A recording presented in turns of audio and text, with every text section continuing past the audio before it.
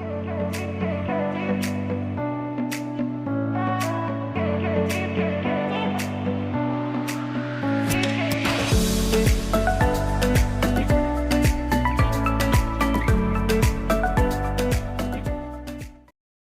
mga kabiyang gulay, good morning po sa inyong lahat dyan.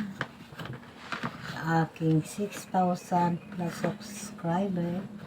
Yan, good morning po sa inyong lahat. Yan. Bago namang vlog tayo ngayon kasi kailangan tayong magsika para mayroon tayong income kung ano mang problema natin na pwede natin bilihin. Nakabili naman tayo lalo na sa panggamot. Kasi bago lang ako isang linggo lang siguro bago ako nakarating, galing ako ng Cebu. Nagpa-check up ako ng aking goiter. Kaya kailangan ako magsika para mayroon naman ako maipon para kasi sabi ng doktor, darating daw ang 3 buwan. Ayun.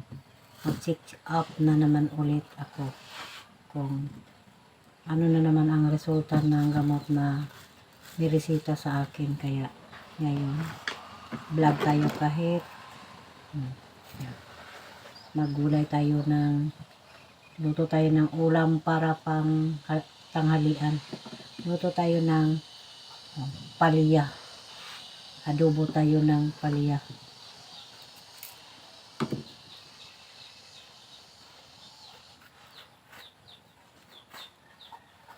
Kasi mayroon akong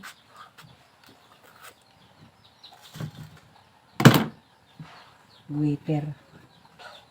Tugsik goiter ang aking sakit. Yan na yung tugsik ko. Siguro mga na yan, mga 11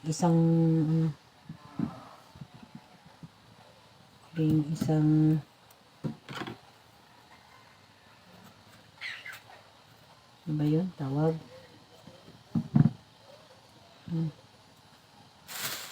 Dusi na katuig mulang nagsimula ang aking goiter. So, dati nagpunta ako sa Cebu.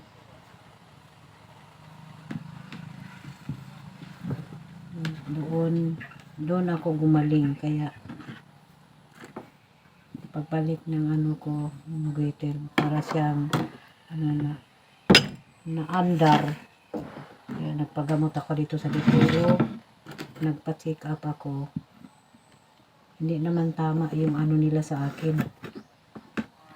Hindi naman nila nalaman na mayroon talaga ako ng goiter. Sabi ng doktor dito sa Dipolog, nawala na daw ang akong goiter. Bakit daw ako palaging umiinom ng gamot na para sa goiter? Nawala naman daw ako talagang goiter. Kaya niresitahan ako ng doktor sa Dipolog. Nagresita sila sa akin ng gamot. Nag-allergic naman ako. Nangangati lahat yung katawan ko, kaya naginto ako sa pag-inom ng niresita ng doktor sa akin dito sa Dipolog.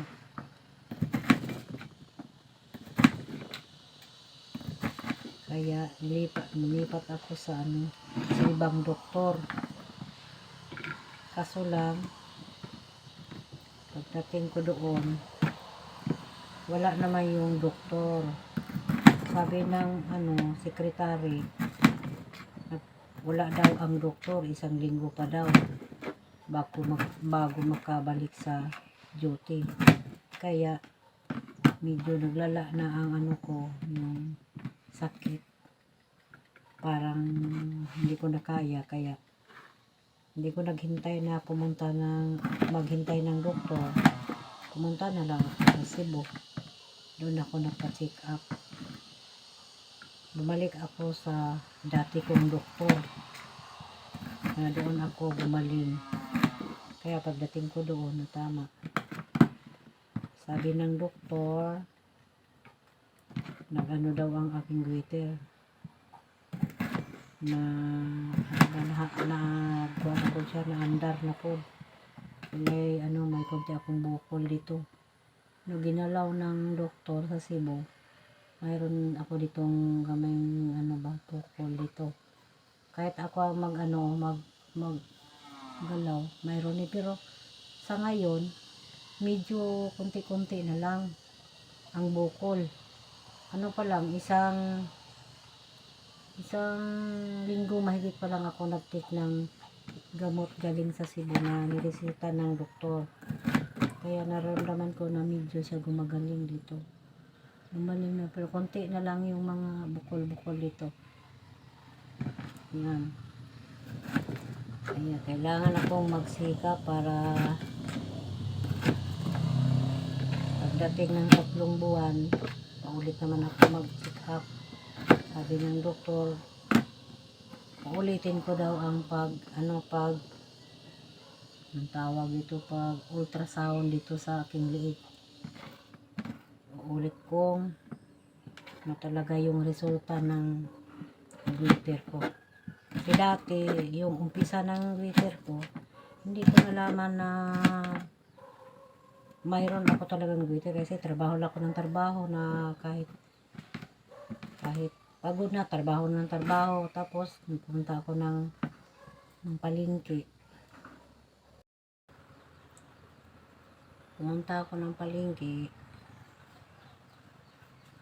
May nagsabi sa akin na bakit daw, ang tawag sa Tagalog na parang nasiga akong mata.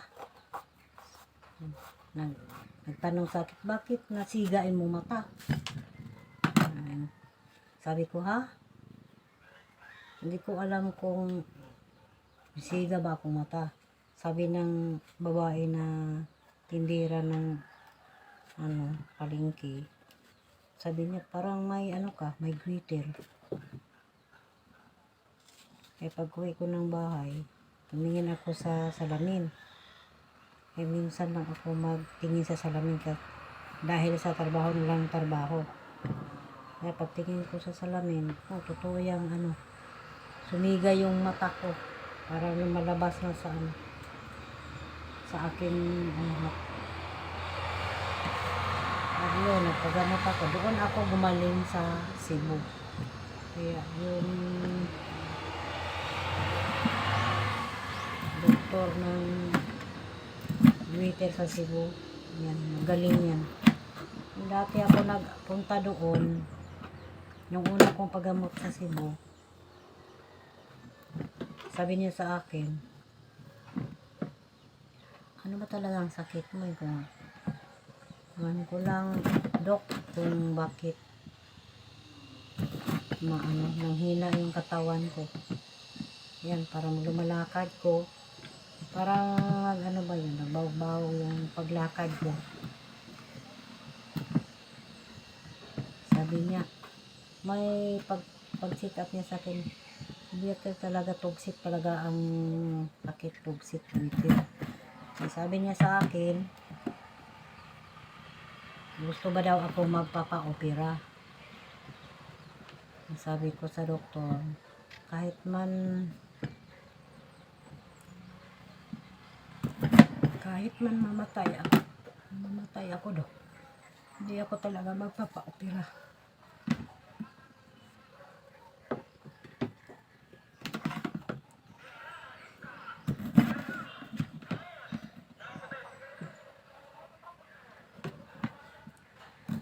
Kahit ano mang mangyari sa akin, no? Hindi talaga ako magpapa-opera. Yan ang sabi ko ng doktor dati sa Cebu. Sabi niya, tama daw ko nga dili magpa-opera. Sabi niya, ikaw. Sabi ko, maog yun, dok. Hindi ko magpa-opera bisan o kahit mamatay ako ngayon din. Nagkatawa ang doktor. tumatawa yung doktor. Yung doktor na babae.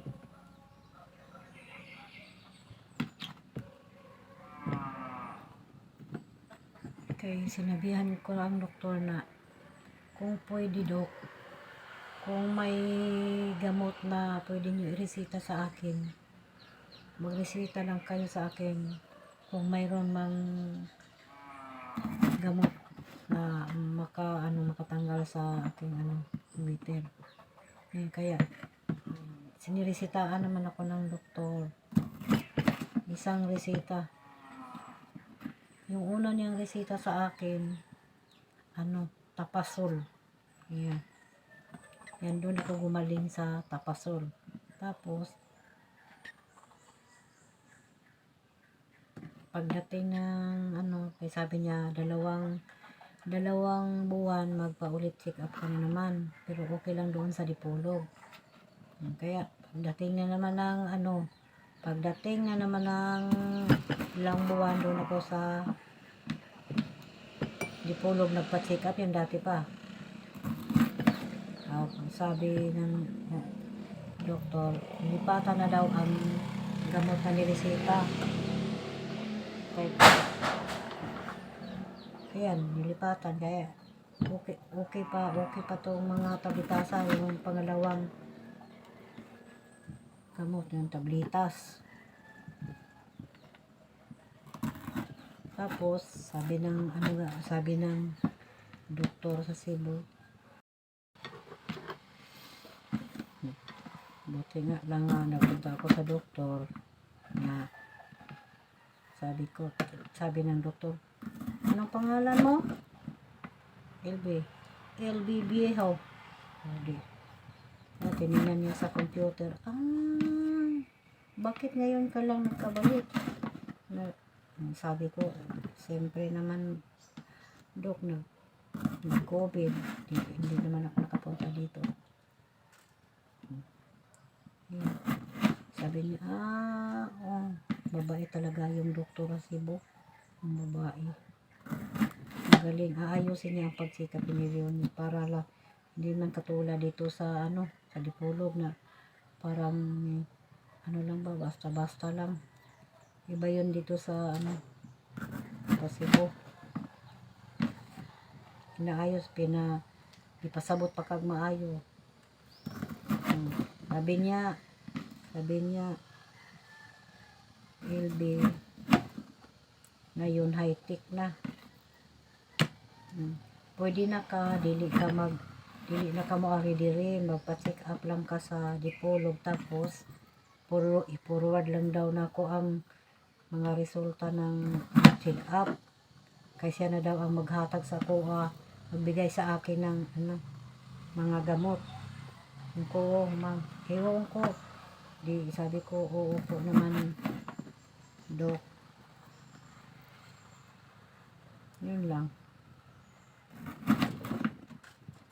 Kaya kailangan ako magsikap para mayroon naman akong maipon na gastos. Darating ang 3 buwan kasi paulit naman check up. Pero gusto ko talaga sa Cebu kasi dito pag mag-check up, parang walang risk, walang para sa akin, walang ka pinta-pinta. Iba yun sa Cebu, kaya gusto ko talaga sa Cebu. Kasi doon ako talaga gumagaling. Ngayon lang, 2 linggo pa lang. Wala pang 2 linggo ako nag-take ng gamot. Parang medyo na may resulta na ang gamot. Kaya yun. Yan. Kasi kaya ngayon, kahit saan ako magpunta, baon-baon talaga ko yung gamot. Kaya ipakita ko sa inyo yung gamot ko. Ngayon.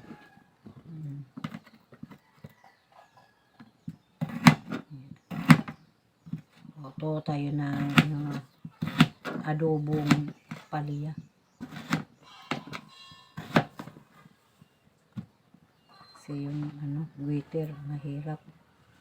Hindi tayo, binabawal ng doktor, yun lang, kamuting kahoy. Yung kasaba, hindi pwede sa akin kainin.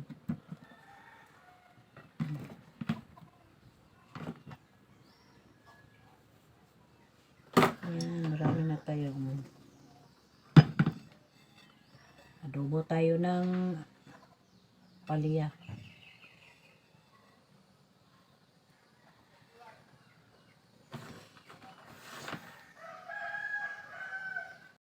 Ayan, ito po. Ipapakita ko po lang sa inyo yung klase ng gamot na niresita ng doktor sa akin ito. Ayan o. Ayan ang gamot. Ayan. Hindi ko lang masyado kung pangalan kasi ang liit ng mga Ito 100 mg. Ayan. Pag pakonsulta ko lang pala doon, niresitahan na niya kaagad ako ng tabletas. Kahit wala pa talaga yung resulta ng ultrasound ng aking goiter. Tapos 100 mg. Tapos pagdating ng resulta, pinapalitan niya ng 75 mg na lang. Sabi niya, wala na bang 75 mg yon? Mayroon 25 mg at saka 50 mg.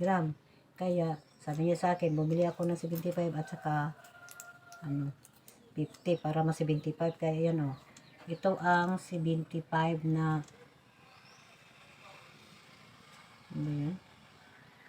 ito ang 50 mg. 50 mg yan. Tapos ito naman ang 25 mg. 25 mg. Kaya siya 75 mg. Pero ipatapos pa niya yung pagtake ko sa 100 bago lilipat dito sa 75 kasi sabi niya para daw medyo taas-taas na daw ang 100 kaya pinapalitan niya ng 75 mg. Wala siyang ibang niresita sa akin. Kung ito lang sabi niya, isa-isahin lang daw. Kasi hindi pwede na mag-take ng tambal na maraming dalawang klase. Ay, pangalan yung ibang tambal, sabay-sabay tayo. Sabi niya, hindi, isa-isahin natin. Kaya, yun lang. Mura lang man to. Tag 10 pesos, 10 pesos, 10 piso mahigit. Yan. Sa loob ng 3 buwan. Yan ang iinumin ko na gamot. Kaya, salamat naman sa doktor na nagamot sa akin na magaling talagang doktor. Maayos magpaliwanag. Sabi niya sa akin, huwag ka nang pikikap ka doon. Parang hindi daw ko mahirapan. Pasa lang daw na ako niya ang resulta para siya na magbigay ng gamot. Pero parang hindi ako komportable ba. Gusto ko talaga bumalik doon. Siya talaga yung mag-check up sa akin. Yan lang ang gusto ko. Kasi parang ayaw ko na dito sa Dipolog. Parang lang. Parang nilamok-lamok ba yung pag-check up. Niristahan ako dito. Niristahan ako ng diabetic. Kaya ang check up, kinuha ako ng dugo dito. Tapos pagdating nito, may resita, may diabetic, mayroon akong cholesterol, high blood, ayan. Tapos pagdating ko sa Cebu, hindi pala ako tama lang yung dugo ko. Bakit ba magkaiba? Dahil ba sa nagpa-BP tayo na pagod or natakot? Parang tumataas yung dugo natin.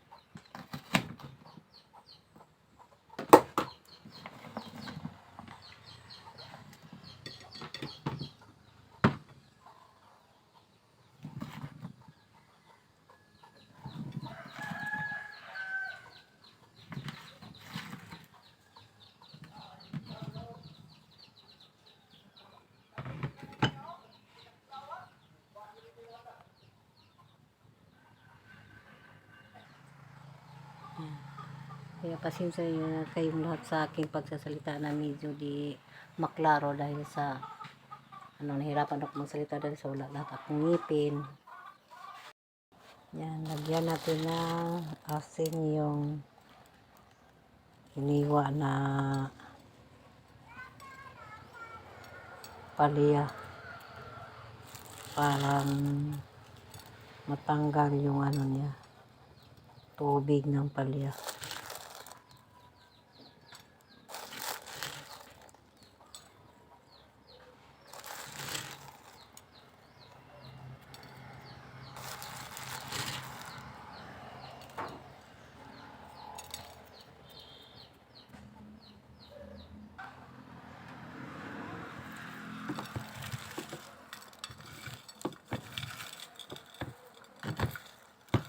Kumuto na to para lumabas yung duga. Dagdagan natin ng konting asin.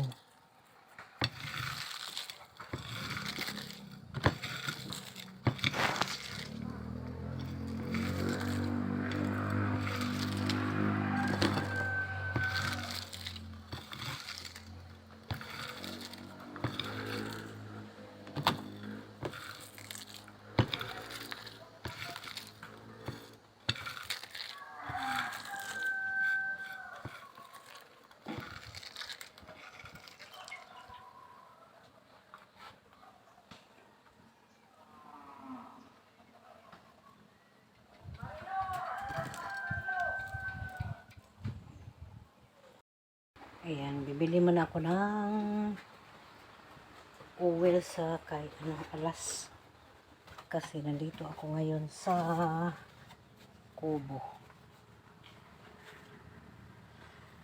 Kubo sa Pinya. Nandito ako ngayon. Kasi kailangan natin magluto. Nakasirado pa ang ating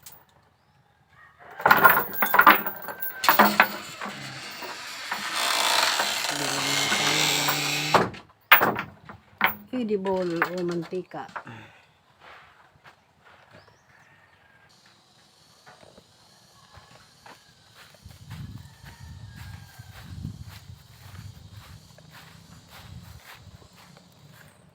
Edible mantika.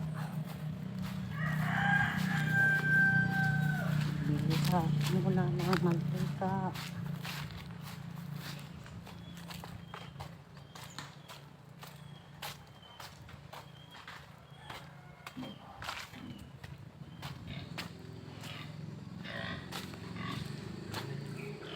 Dadaan. Geng. Palit ako gidibol. Alam ni Atingong, oy. Sa aking dalawa.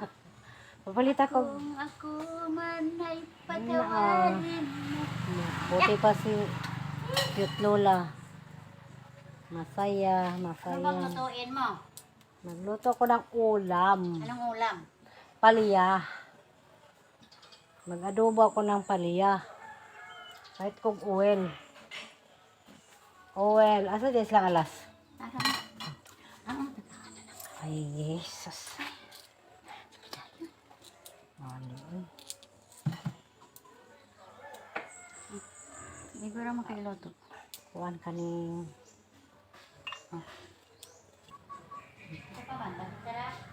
magic sarap ang sa pakay kulang. Magic sarap naman siguro. Yan. Mabait si Nanay Lola. Binigyan ako ng mantika.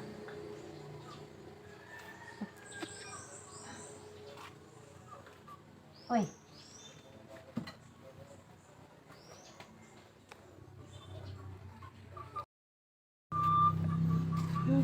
Ay, ayawas.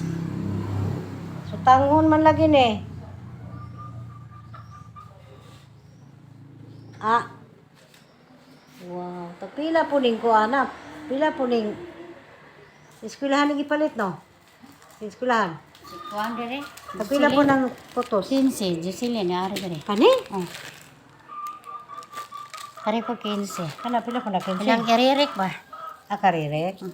Maka ginansar ka lang yung anak 15 kadaghan. Pamilya pa, gamay rin Wala pa. mo gihatag mo rin. Wala mo gihatag mo rin. Kana lang pa, magsasarap. Bali, wala biya ko'y lutuan, ging. Sabi mo lutuan na, maglinis ka na ni. Adi ko. Ha? Ito lang kabita. Kapoy kayo mamaginis. Lutos kabita sa Dili kuwan na ka ko lang. makakusog. Bato lagi ko karon kana na sword. O lagi. Kay mahangyo ko muluto ko dito og kuan. Kanang adobo pero kana ko. Bye-bye. Thank you, Nanay. Cute Lola. Thank you, Nanay. Cute Lola.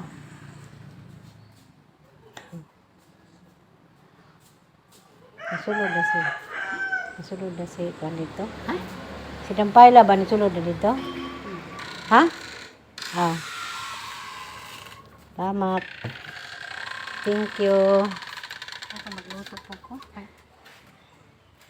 Masay sa ko liman yung tangon, geng. Pare lang taon doon. Ang sama na. Pare ni Norte. Ano? Ito ito ang kapakanon to ang kongga. Nagluto si Cute Lola sa para ipagkaon Ako na sa kasi, manguluhit. kasi, Tingnan natin. ano kasi, Kasi tingnan mo yung paligid. ang paligid. Ay, wag na magtingin sa paligid. Uy, bakit hindi ko Hindi pa kumukulo kasi. hindi pa kumukulo yung ano, idibol. Geng, apito na din ako dire. Ay, mahangyo sa ako nga dito ko muluto. Mahangyo sa ako nga dito ko muluto. Kay mo to.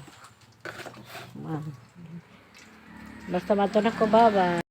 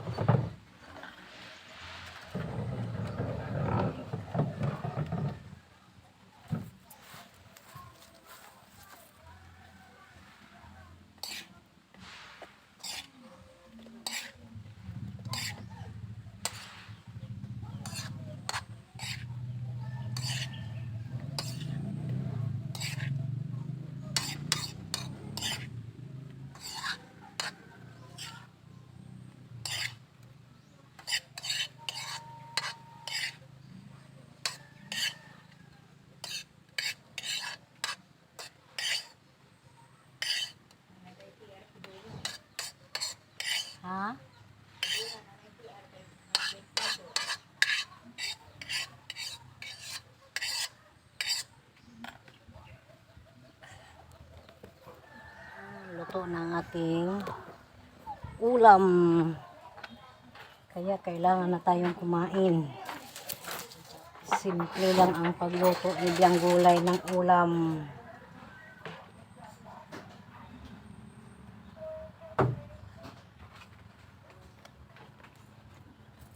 Ilagay lang sa tabo. Wala tahiman din sa bahay kubo. Ayan. Nadali lang yan ang aking. Ayan, luto na ang ating ulam.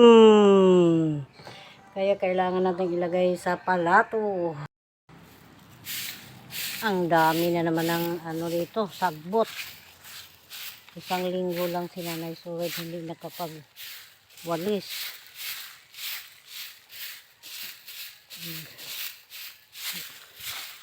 Ang daming sagbot na naman. Pati yung mga bunga ng santol dito sa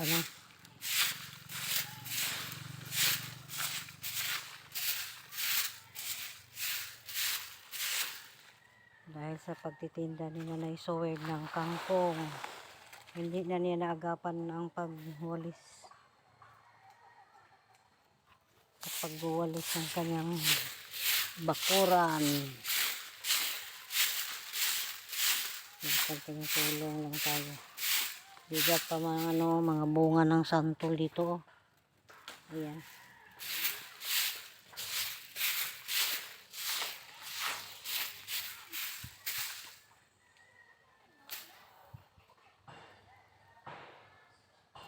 Dami na palang sobrang dumi.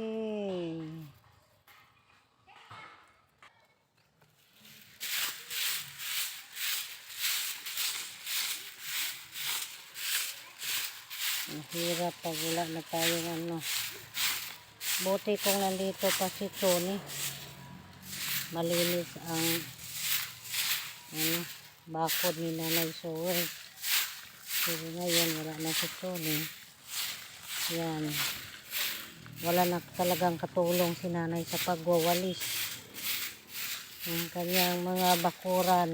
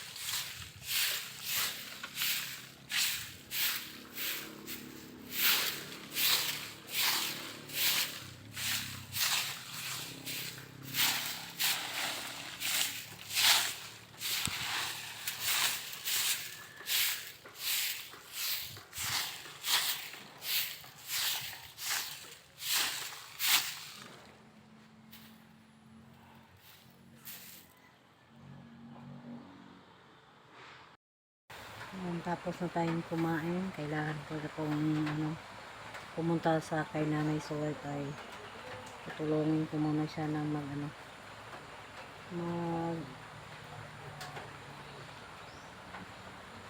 magwalis ng kanyang paligid. Yan. Kaya maraming salamat po sa inyong lahat. I love you all. Planet Suwed, maraming salamat sa suporta at yung silent viewer. Thank you po sa inyong lahat. At hanggang dito na lang ang ating vlog.